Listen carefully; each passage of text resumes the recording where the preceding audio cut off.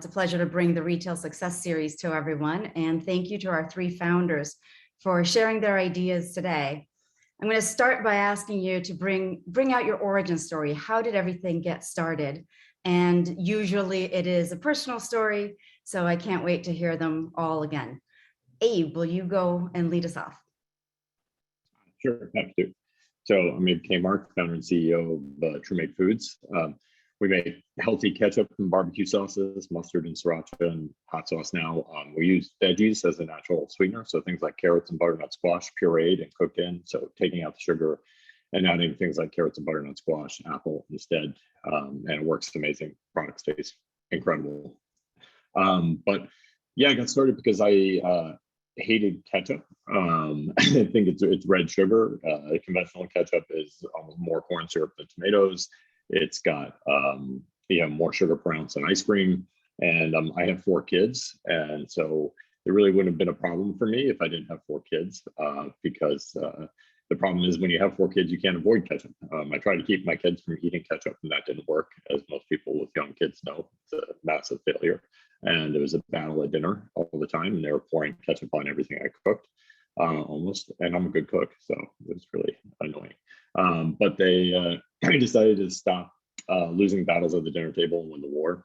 And so I worked on developing decided this time to do a better ketchup, and just got lucky that somebody gave me the idea of putting veggies in ketchup. We had tried it before, but wasn't doing it right. And it immediately, kind of set off a light bulb for me, because I was like, I grew up with a Sicilian mom who taught me how to cook pasta sauce early on, and she always used carrots as the natural sweetener to cut the acidity of the tomatoes. And she was like, only lazy Italians use sugar. So, I always thought, that was kind of like the way you should cook. And so, we tested out a bunch of different vegetables, especially carrots, and developed a low sugar ketchup that we launched with in 2015, and then in 2018 launched the no sugar ketchup.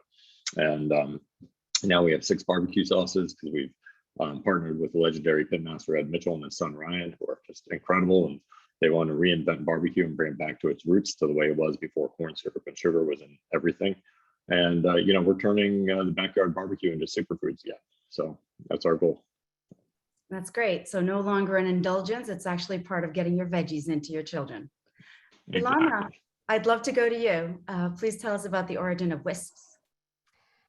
Sure. So Whisks is actually, I founded Whisks within a larger cheese company called Schumann Cheese. They're a 4th generation family Italian cheese company. And Whisks is sort of similar to Abe's story, inspired by Italian cooking. Italians have for generations grated up Parmesan cheese, baked it in the oven, and turned it into something called frico, which is crispy. It's really delicious. And the problem with it is that it really has a shelf life that's like, 10 to 20 minutes. So you want to make it right before you eat it. We wanted to take that concept and bring it to the world as a snack that people could buy on the shelf. And so we really weren't the people to come up with this idea. There were other companies trying to do this as well. So I would say from our perspective, I can speak to sort of innovation that isn't like the most creative idea. Like Abe's innovation is really, really creative. Ours was a little bit more operational. So we basically spent a few years trying to figure out how to take Parmesan cheese and bake it into a form that was delicious, not too oily, not burnt, and shelf stable, and would last on the shelf. And so we launched Whisks in 2015, and we launched pretty much right into Costco, actually. And so we launched with a pretty big retailer, and then have grown since then to be in about 60,000 doors across the United States. Congratulations, that's a great success. And Elizabeth, if you would tell us the story of Lava. Well, I've been in the grocery business my whole career, but Lava was born from a personal health journey. And I like to say that I was a fat phobic female, typical, counting those, 10 calories per gram of fat versus 4 for protein and carbohydrate. But when I got ovarian cancer, my husband said, who's a pathologist, immunologist, said, I think we need to look at cancer as a metabolic disease and not just a genetic one. So we shut off the carbohydrate intake. But in order to really make energy from ketones, you have to get enough fat, which was very difficult to do. So 80% of my calories were from fat, and I was eating a ton of macadamia nuts. I literally could not eat another one. And that's when I found the peely nut. Can you see the peely nut? It is just this beautiful, delicious, buttery nutritional profile, and it is almost entirely from fat. And I was mixing it with a little coconut milk, and it made what we call in yogurt a white mass. It was just this simple, full-bodied, delicious, spoonable product. So that became the commercial journey to turn that into a yogurt, plant-based, simple ingredients called lava. Great. So your stories are unique, and it's about the discovery. Now, how did you define your target consumer, and how did that lead you to those first retailers? And I'm going to start off again, kind of in the same order. Abe, finding those, co-parents that also were looking to reduce sugar for their kids. How did you find that? How did you define them? Yeah, I mean, for us, it's been a long journey. It's really tough. The first couple of years were really difficult. We made a lot of serious mistakes. Like, we founded the company in 2015, and kind of it really took us till about 2018 to really get things going and really start to stroke. The few mistakes I made early on was kind of following a specialty food path. Not to say that's a bad thing to do, but you really need to know your category, and ketchup really is not like a huge specialty food thing. Like, you go into, like, we launched in a lot of these really boutique-ish kind of New York City style stores, even though I'm like in Virginia. I thought New York would be a better place to launch. And ketchup just doesn't sell there. Like, people who shop at those stores just don't buy ketchup. Like, it's just not a thing. So it's one of the challenges of disrupting a category like ketchup is, the people who are shopping for your product are shopping for your product in regular stores and conventional stores, things like that. The majority of the category happens in conventional. So the key was to find, like, the natural or better for you stores as our first foothold, because you also don't want to go conventional too fast. We made that mistake too. We launched in Lowe's Foods, which is a great store in North Carolina, a great chain, but was the wrong chain for us to launch it early on, and that was a mistake. We were just fighting it way too hard. So we made those mistakes early on, and then had to scale back and rethink and rebrand and come back out and start to build up regionally. I think the goal is, and I tell everybody now, if you're going to launch, really is you can go conventional if you go local and can support yourself. You should be able to drive to every single store that you're in when you first launch, and that's kind of what we did. Like, we did launch in Safeway down here in 2017, 2018 with shippers, and it was perfect because there wasn't a Safeway more than 2 hours from my house. The furthest one was Delaware.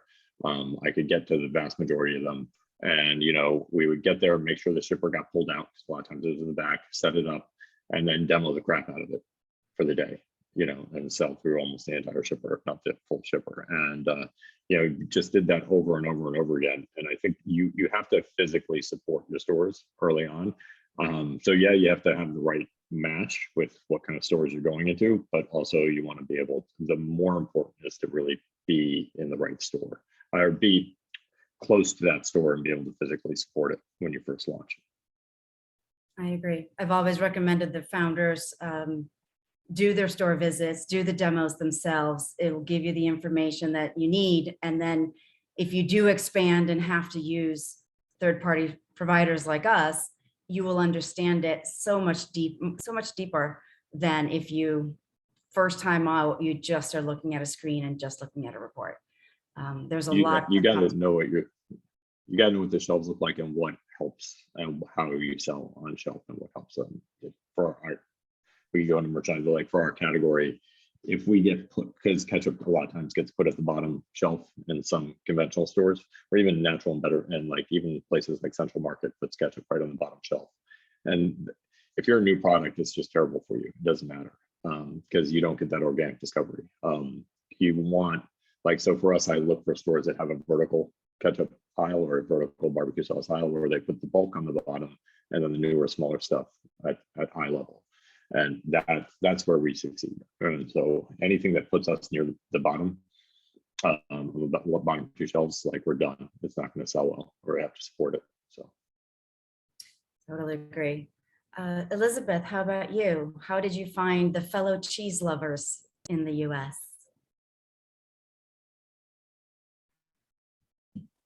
Oh, sorry, Tina, Anna, did you how mean? did you Yeah, find the cheese lover? My bad. no problem. So sorry, the question was, how did we find them? Yes, how did you find them? What was your first retailer? So we launched in Fairway in New York City, but our first sort of big launch was in the Costco Southeast region. And I think that this was actually a really good learning opportunity for us, because we sort of thought of ourselves as also kind of a specialty snack. Like Abe said, we thought we were going to be more appreciated. We were a whole food, single ingredient, more expensive than your average snack. So we sort of thought we were going to be like a Northwest snack. And then we launched into Costco Southeast, and we were nervous that we weren't going to find our fans down there. And we actually did incredibly well in that region. And it was really good learning for us to realize that what we thought we were providing was true, but it was actually what people were shopping for was taste and flavor. And we offered them a cheese snack that was new and innovative that they loved. And that was a really good sort of moment for us to realize that we had broader appeal than we thought we did. That's great. And Elizabeth, tell us about finding the fellow plant-based yogurt fans, and how did you reach out to them from the refrigerated section?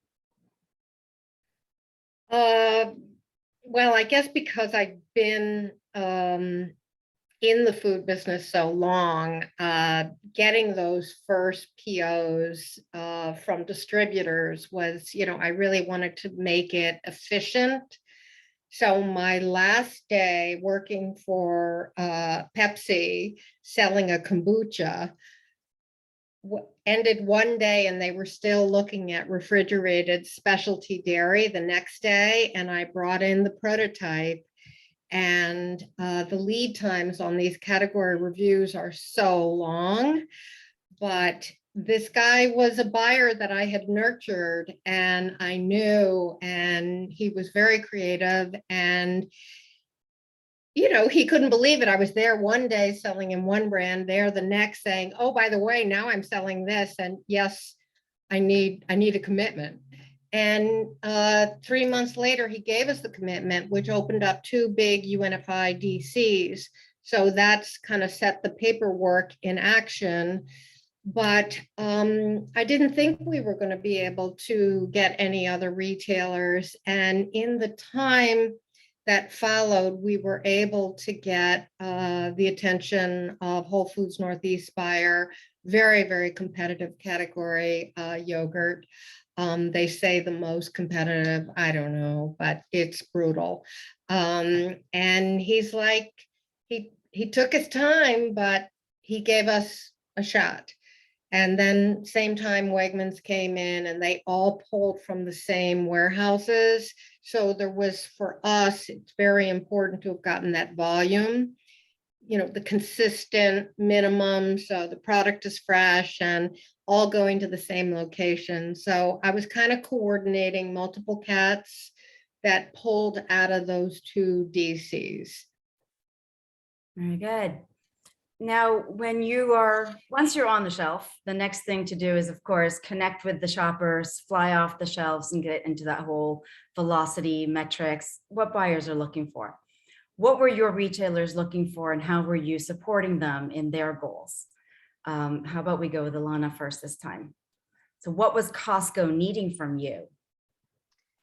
I think what they needed was a few really simple things, which was great because we didn't have a marketing arm at that point. They needed a bag that was really clear about what was in it, and your palate does a ton of work for you there. So we needed to figure out what to put on the palate to get people to consider. We also invested heavily in demos at the beginning because we were a new product and a new item. And so we knew that people needed to try it. And those demos just performed really well for us.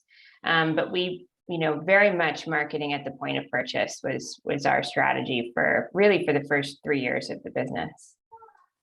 Well, demos at Costco, especially before the pandemic, that was basically appetizers for some people before they came home and date. Yes. You really could make a meal out of it, like Seinfeld Yeah. said. Now, at what point did you decide that you needed to spread your wings broader than just Costco? Well,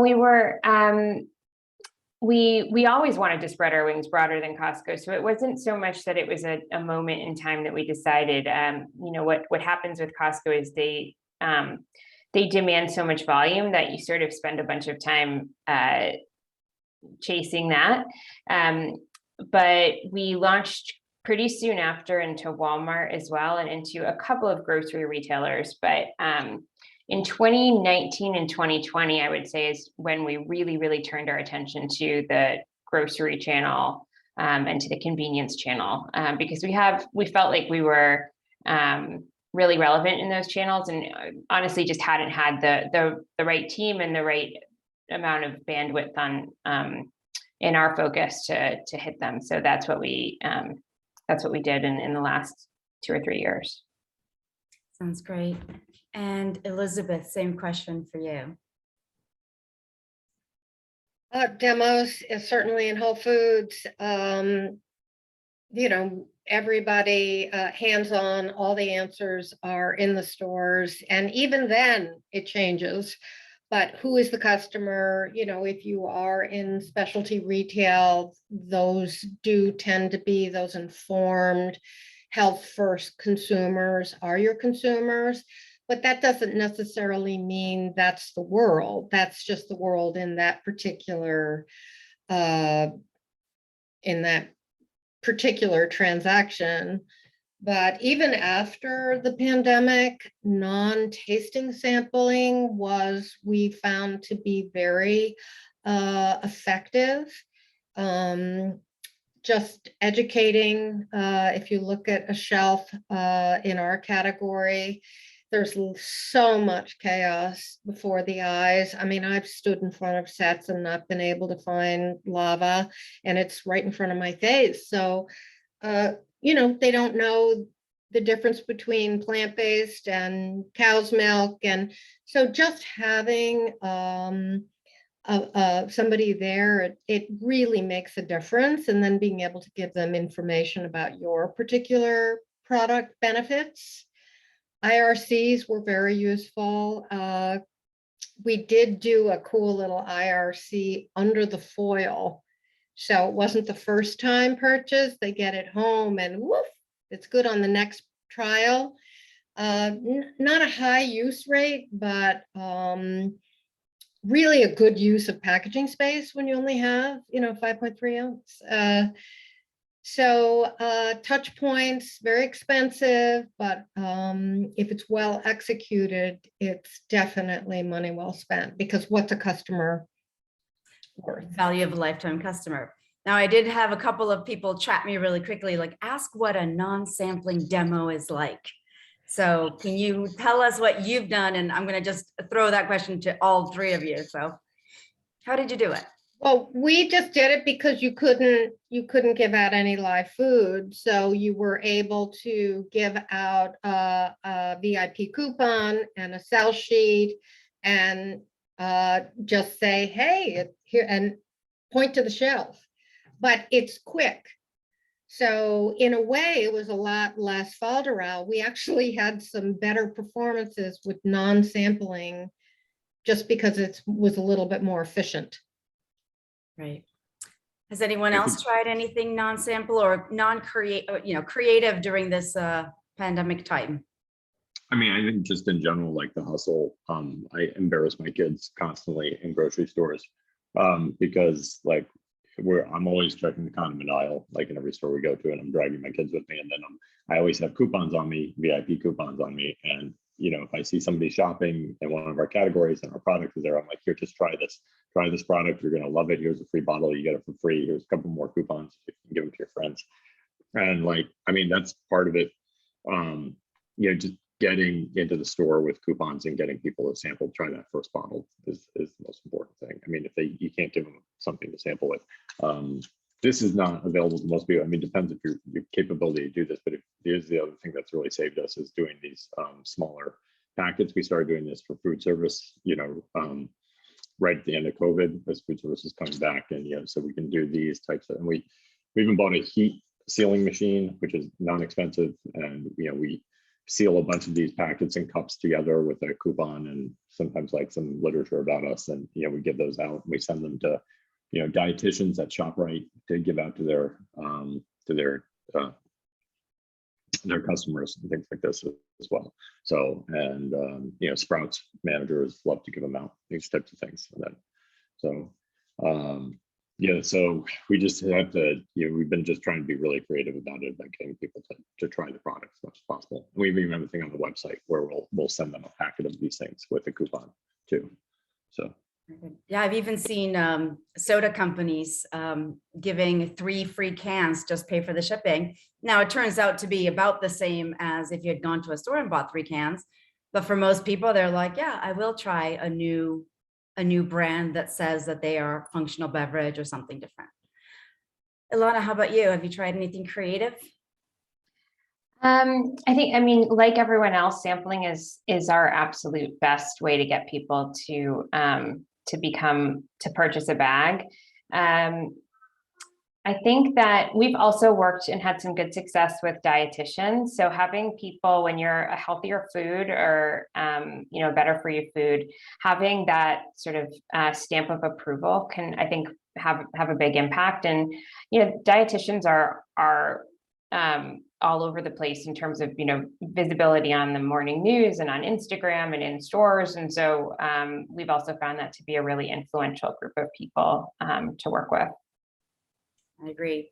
And to summarize some of the chats that are coming in as well, the other options that you have is if you have a fantastic copywriter or great photography or just a really quick snippet of your food. I mean, we have all seen mouth-watering ads. So anything that works like that will work as well to get trial. And the nutritionist, dietitian, whether it's the in-store, Whole Foods has them, Wakefern has them, a few other places have them, or it is just the nutritionists that are online or in doctor's offices. What they can do in recommending is you're really capturing that person while they're thinking about the choices that they're making about food for themselves, for their family, their loved one. And if they're needing to reduce sugar because of a heart issue or because of kids or avoiding obesity, you're getting them right at that consideration and decision point. Even if it's not with a taste bud, they're still thinking about what to go look for. And then describing it and it tastes good, that's that better for you product that is just fantastic and sings off shelves.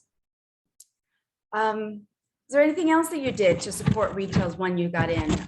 What did promotional plans look like for you? We've talked about relationship ROI with some retailers. Like sometimes, you know, you have to kind of do what the retailer wishes for you to do because they're bringing in all of the shoppers, right? Not just the ones that are right for you, not just your consumer. What have you tried and what has worked well for you? I'll go with I would A. say, Okay. I mean, you know, selling the dream is always, you know, go back to that. because all buyers, I don't care how hard-boiled they are or how many years they've been doing it, they all they don't want to miss something. It's the fear of, letting the big one get away. So, I mean, there's always a buyer that's gonna break. And sometimes, in my experience, it's the old hard-boiled, toughest to crack ones that crack first. I mean, I had a buyer at Safeway Denver, hi Michelle, who said, non-dairy yogurt, are you kidding me? Look to it, she's like, they all taste like erasers. And at the end of that appointment, she told us, you're going to remember me as the one that gave you the break. So just you don't really know. I had a Target buyer once with tears in his eyes saying, why don't we sell yogurt with no sugar in it? We have to do better for our customers. These are hardworking people that have very tough jobs, made way tougher over the past 2 years. They're receiving samples in their garages. I mean, really, brokers can make or break the gridlock access if you have brokers and there's so many talented salespeople out there that have, if you can get into a network, it's extremely valuable to entrepreneurs to be able to get just those first couple of opportunities. I agree. Ilana, did you want to add to that? Yeah, no, I think that's absolutely right. You kind of want to give people a chance to try something new, and you do want to sell them on the dream. And then I also think that if you do what Abe described and you launch sort of locally in retailers that you can support, you can really build a good data story. And I think one of the things that that helped us was that we had that good data story when we were going into a lot of our sales meetings. And to the extent that you can say, hey, there's a really big opportunity here, and I have some strong hard evidence that you're not making a sort of a bet on something, that you're really making a wise and informed decision, I think that can help sort of nudge you closer to a yes.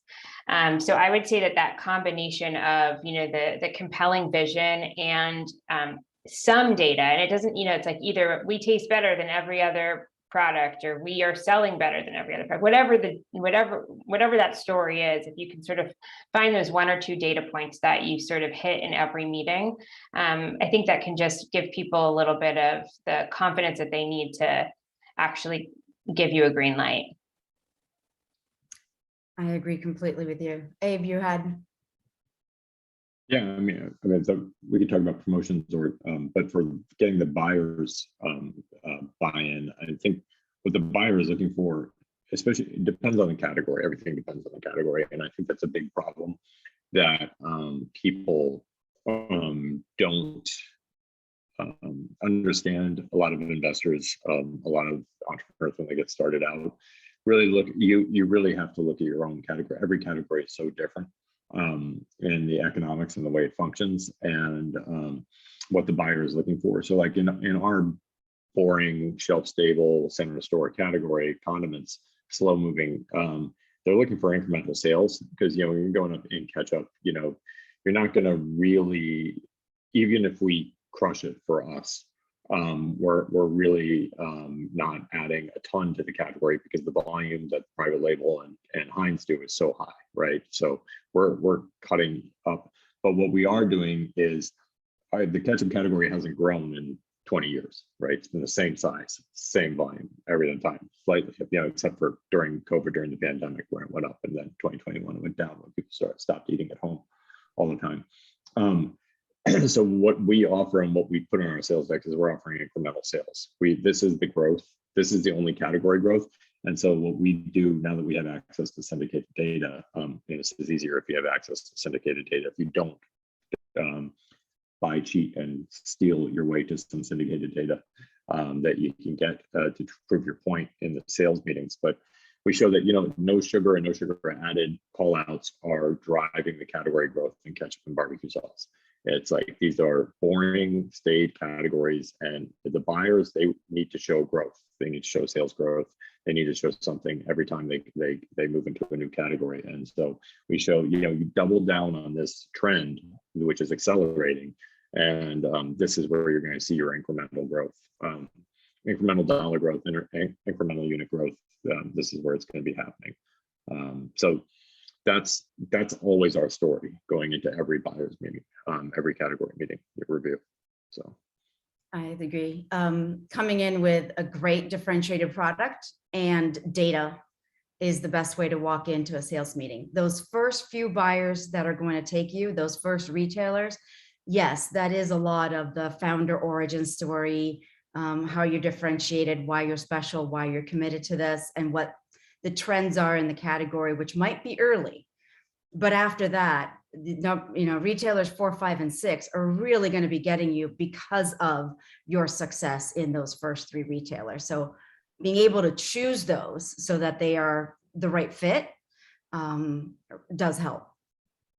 yeah, one thing on that too is like, if you don't have syndicated data, if you don't have, you know, real category data, just showing major trend data. So, you know, one thing we've started building in that I should have done a long time ago. So we realized, you know, no sugar is our big thing. That's our big push. That's our major differentiator. So we've leaned into that, and we go, you know, there's 34 million diabetics in America, and it's growing, and 88 million pre-diabetics. There's only 9 million people following a plant-based lifestyle in the US right now. So just this category, this movement is much bigger than anything else out there. And so that's what we're trying to, you got to create that burning raft, like feeling for the buyer that like, this is happening, this something is you're part of a major movement, you're riding a wave, and that's what you have to like create that sensation for in your buying meeting, in your sales meeting. You have been using syndicated data. Elizabeth and Alana, have you been able to leverage syndicated data, or the retailers that you're in, is it too expensive? I'll let you speak, Alana. Yeah, no, we do use syndicated data all the time. Evie's right. If you don't have it, brokers often have it, or you can get a snapshot of it from someone. It's very, very useful because for all the obvious reasons, but also because it gives you a sense of how your competitors are performing, what's going well for them, what's not going well for them, what kind of promotions they're doing. It's just a real window into your category that you might not be able to get all that information from your buyers in a meeting, but it can really help you stay competitive. So yes, I'm a huge fan of that data. And Elizabeth? Yeah, me too. And it also, if you're able to look at it regionally, you can see that maybe there's a regional story. You know, for plant-based, the Pac Northwest just seems to, you know, have pulled away from the pack. Very foodie market. So and great retail, lots of independent specialty retailers in the Pac Northwest. So, I mean, making sense of breakout reports from distributors takes a special skill. There's a lot of retailers that don't get captured in spins or, you know, Nielsen, but for a young brand, that's really where the story is going to happen. You know, I mean, we're looking at, you know, a co-op in Nashville, or, you know, a small chain in Balt Wash, and all of a sudden you see the velocities, and you're like, this is not being driven by demos or promotions. This is organic. These are people who are coming back, and that's really the story. And that infra co-op, very big group, very important and very difficult to herd nationally as cats. But if you can get as an entrepreneur in with some local co-ops, you know, just they're as important as a chain. as a big grocery chain, it's worth the time to shine the love there and get cut in. Can you tell us a little bit more about that co-op? We've touched upon conventional, we've talked about natural, convenience, obviously, in Costco, big chains. Can you tell us a little bit more about co-ops, Elizabeth? Yes, well, I understand in terms of UNFI, they are between Infra and NCG, they are the third largest volume customer for a $25 billion distributor. That is a lot of units. They all buy individually, however, except for one large one in the Pac Northwest and in Seattle. So you really do, there's a few that have multiple stores, but you really do have to just drive up, knock on the door, find out who your buyer is in the store, network, look around, pick up some beautiful produce. And probably go back 3 or 4 times where you're going to find the right person and then get started. They will give you a shot, and that turns into another one. If they can be regionally, there's some beautiful co-ops in New England. Brattleboro, and then if you're on the West Coast, Davis, in Northern California. I mean, this is where people shop. In Oregon, the co-ops are very, very well shopped, and it's worthwhile. That's all I would say. I mean, I cherish their business. That is where, we are. Getting into Walmart seems like a lifetime away now from where we are, but people are finding us in the co-ops. Yeah. I don't know. They can support a premium. So if you're just super premium, price is not the obstacle that it would be in a conventional grocery store. So they can command it if you have the health benefits and nutritional benefits to back it up. Yeah. The other thing to think about it is we're also looking at what is a centralized retailer versus decentralized. And just like co-ops are decentralized and need that special love because the buying decision is inside of the store, or maybe they, have a small chain of 5 or 6 stores. But for the most part, each one in the co-op makes their own decisions on what brands they carry. And I've myself been selling in a brand and they said, you know what, at this point, we're only looking for boxed water. We're not looking for another bottle of water. We have 13. They're definitely looking to move away from plastic, but they were bringing in just water just because it was in a Tetra brick kind of a package.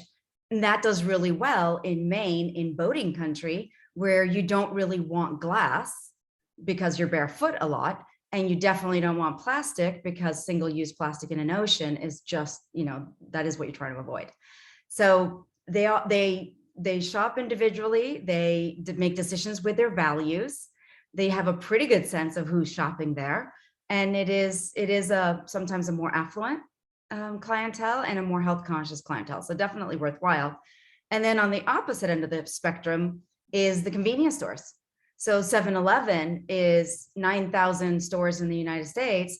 1,500 are a corporate 7-Eleven footprint and planogram, but the other 7,000 are individually owned by franchisee owners, and they make their orders through their internal system, just like we would on Amazon.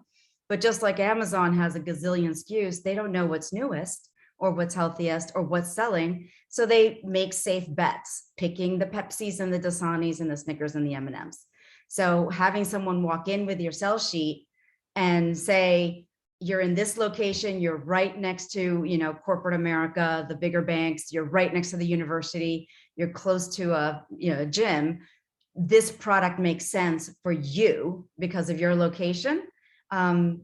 Everybody shops in a convenience store. They might not do it often, but everyone does shop there. Another question that we have is, give us a sense of how much subscription syndicated data costs. So Abram, you pay for it. So ballpark. I think you're on mute. Yeah, I'm good. Sorry.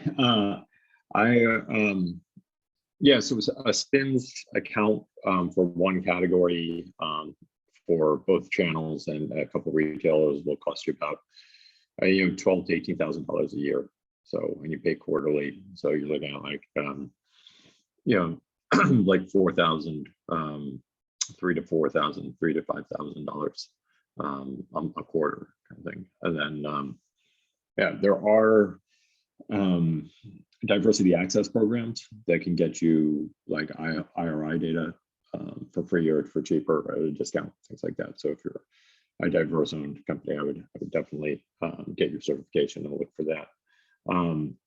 Because it's definitely worth it. Then otherwise, yeah, use data in any other way you can for those things. Other recommendations is to join the food communities. So if you're part of Startup CPG, they have a partnership with Nielsen, so you get to participate in that. If you're part of Food Bevy, they have IRI data as well that you can look at. Plant-Based Food Association sponsors their own research just because they are so specific, and they do need to look at the natural stores that aren't necessarily always covered by the larger program. So they have bespoke research that they're more than happy to share, and membership is cost effective. And I would be remiss if I didn't offer that when we do any type of work, merchandising, display bills, stickering IRCs as a third-party merchandising, one of the things that we've identified as our differentiating factor is giving that data to the founders and letting the founders and the sales teams of our client brands make better decisions in the future. So having the data of all of those visits, and you know exactly what's happening in store, and you have it in photos as well, like a picture tells 1,000 words. It's not the same as going into the store and walking around, but it is a very good and very close second, and speed is, unprecedented. It's data at the speed of digital. So I would highly recommend making sure that you get data from the people that you partner with. They can. It's just, if it's not wired into how they do business, they might find it a difficult request. If it's someone who is data enabled, they'll find it very simple to share that information with you and make you better. They win. Trax Retail wins by having our retailers grow. Our clients grow. We're more than thrilled to see clients go into next retail, next retailer, next retailer, or grow regionally. But that said, sometimes the right thing to say is to say no to growth. Sometimes growing in a more discerning way, or in the way that accommodates what you can do at that moment, is right. So Elizabeth, tell us about the time that you were so tempted, but ended up saying no. Well, actually, I never said no. I wish I had. It's just, there are so many pressures on entrepreneurs to make monthly revenues, especially if you do have minimum production runs and things like that. But it often is that cohort, if it's regional, if you can just, proof of concept is trickier than it sounds. I love the idea of going into Costco and like winning. I mean, but it's so rare. I would just suggest go slow. There is time, and don't let the money drive it. Just stay where you are, build the story. If the story's not there, then find out why. So sometimes just better to say no. It does take time. And Ilana, do you have any examples of when you wish that you had said no, or where you said no and knew that that was the right path, right? You can't just say yes to everything. Yeah, saying yes is really like so much. Yeah, there's so many more examples of times that we've said yes that in hindsight wish we had said no, rather than actually saying no up front because that's so hard to call. Um, One thing that we did actually a whole bunch of years ago is when we launched in Costco, we had just one flavor, and then we knew we needed to develop more SKUs for traditional retail because we needed to build out more of a banner on the shelf. And we didn't have a cheddar SKU, which seemed like the most obvious next flavor for us. And so we told our retailers we were launching cheddar. We set a launch date. We started to do R&D in the plant, and we couldn't find cheddar that worked for our equipment. And it baked, and it was either really, really oily or really, really bland when it wasn't oily. And we ended up pulling that launch and telling our retailers we just couldn't find a cheese that was up to our standards or something that we wanted to launch with. It just didn't taste good. And we ended up making our own cheese using a recipe that our master cheesemaker came up with to launch cheddar. And that did really, really well. And so it was one of those tough decisions in the moment because, you know, the sales team was obviously really bummed to have sold something and have to go to the retailer or the buyers and say, we're not shipping this. And that is a huge, you know, they were right. That was a huge bummer, but it was really the right thing for the business to say that we prioritize what this product tastes like, and we're not going to ship something that's not up to our standards. And that felt like a difficult, but was always going to be the decision we made. And so those types of moments to say no, it's so much easier to say that kind of no, to be honest, than to have a retailer ask you for something and say no, because you kind of want to build your relationships with them. So this was just more about us and our standards. And Abe, in those lessons that you learned in those first 3 years, were some of those the hindsight 2020 kind of a?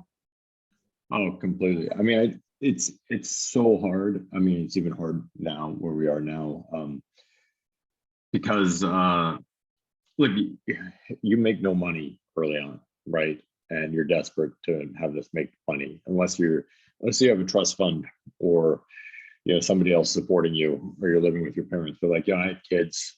We live in an expensive part of the country. This is not easy. Like, I was just desperate to make this work.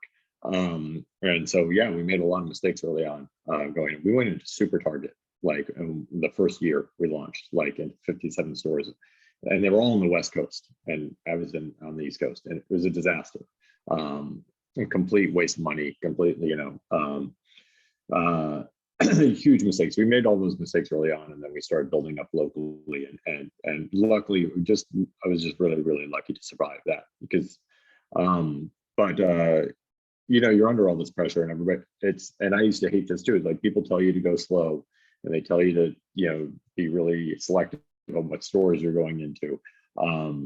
And you're, as an entrepreneur, you just want growth. You just want growth, and you're like, I need to raise money. I need to, you know, survive. I need to be able to pay myself a salary. You know, all these types of things. And you know, it's just really, really hard because it's a volume business. You know, everything is built around volume in this industry. So it's hard to be slow. So I would just, as you're getting into this, just really start planning it out, and just really start planning out slower growth. The other mistake we made, one of the reasons I thought I could go fast and go hard, and this is a good thing when you're looking to expand nationally, or looking to expand into conventional or into a new region or a new store, is if if there's somebody who has more money than you, a product that is, you know, bigger than you, that is kind of blazing the path, and you're following with a better product, or that's niched out in a different way that can pull customers away, or that can help ride that wave. You know, we did that initially when we first launched. It was Sir Kensington, was like, they were everywhere. They were in the news every day, things like this. They had tons of money. So I was like, oh, we're going to follow Sir Kensington. That was a mistake, because they eventually lost a lot of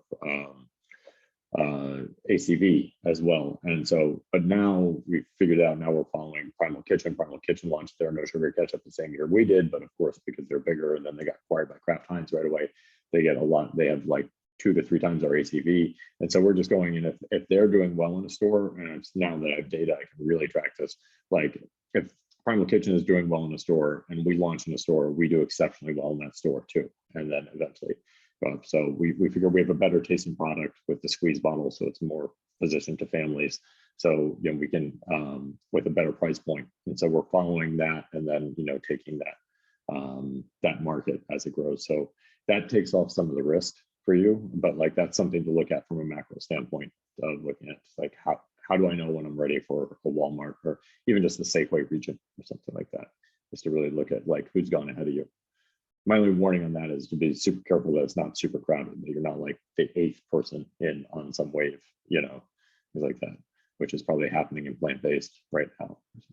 So that is happening. There are certain categories, the dairy one is one, but it's a little bit of where's Waldo as far as like, finding your brand. On the other hand, for consumers, they have every variation of animal milk and nut milk and, sesame is a seed milk. They have a lot of options, which is great. But it is a tough category. And at the same time, it's also one that, it expires, right? If you're a Me Too player, if you're a Me Too player coming in late, you're just going to get burned on that. So yeah, the only way to do that is to be a very, very fast follower and kind of like ride that one bigger wave of like the keto or the plant-based or lower sugar, healthy fats right now.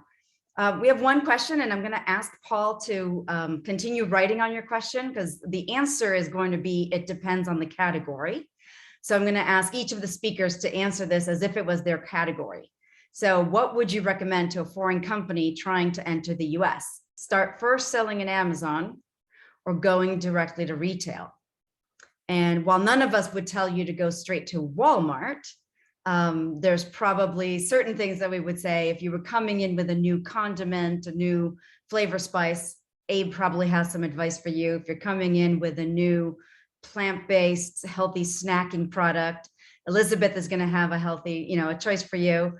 And Ilana is going to have an opinion for you if you have, a cheese-based product or a snack or a savory snack that would do well. So Paul, while we talk about what it would be in our categories, and this will be our final question, if you'll let us know what you were thinking of, we might be able to answer your question.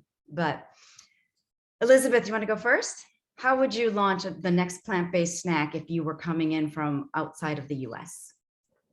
Well, I just saw plantain, which, Paul, we use plantain in our yogurt. It's actually cultured plantain. So I would suggest, rather than Amazon, going to Thrive Market first. Try to, just the way they have 190 different lifestyle values, and they know more about their customers than probably anyone. And it would be a way that you could fast track. If there was something different, you're not the first plantain snack, but I would recommend that over Amazon, just because the acquisition costs on Amazon starting to go up. All right. Ilana, how about you? What advice would you give to Paul? I would find an importing partner that has relationships already that can work you into their sales and distribution for other specialty imported items, because I agree, Amazon is super expensive and difficult to make money at, but so is retail in its own way. And so I would say that to the extent that you can smooth the sales pitch and bring in product to a distributor, importer that's going to take some ownership of the sales of it, I think you would be in the best position. Agree. How about you, Abe? It's again, depends on the category, but I think I would go Amazon if you understand and know Amazon really well. You have the money to build it, because I think if it can help you test the market and what kind of customers you have and where they're buying. So I think you'll lose money on it. It won't be profitable, but you'll be able to figure out the data it'll give you will be really, really valuable. And then, if you don't understand Amazon, if you're not great with Amazon and you don't have a good logistics side for it, then it'll just be a waste of time and money. But otherwise, you could get great data on like who's buying your product, who the customer is, where they are, that kind of thing, and then that can help you then drive your retail strategy. I agree, and I agree with Ilana's recommendation of go with a partner. And I'll just recommend somebody that I've worked with in the past, Bold, which is now Bold with an exclamation point, formerly known as Bold Retail. They do e-commerce, so they are, certified in Amazon, but they also work with Shopify and all the other ones, and they can, enhance what is already there with their own systems, so that you are flying with as much data as you possibly can, and they improve you. Again, none of these options are super cheap, right? Going from outside inside, importing is never easy, but it is possible, and some great flavors have come from the outside of the US, and the US is definitely a place that loves a great flavor profile. So I would just add that plantain, obviously being produce, you might also try just seeing what produce distributors can do with it.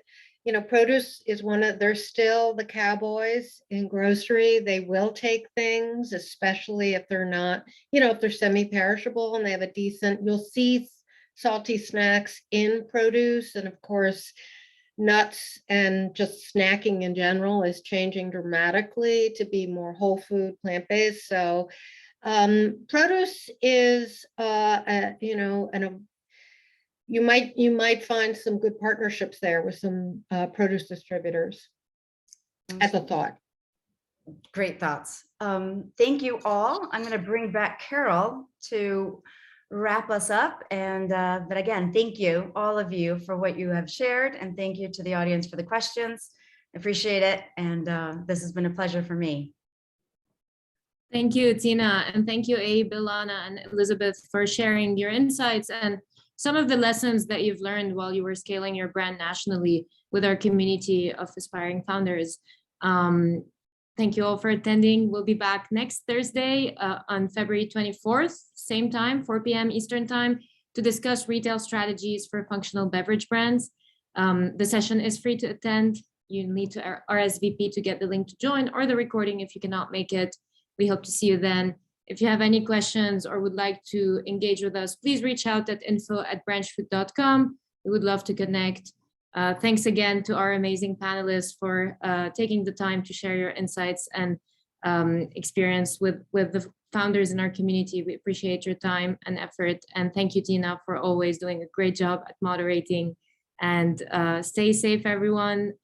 We'll see you soon, and enjoy the rest of your day or night. Thank you. Thank you. Ciao.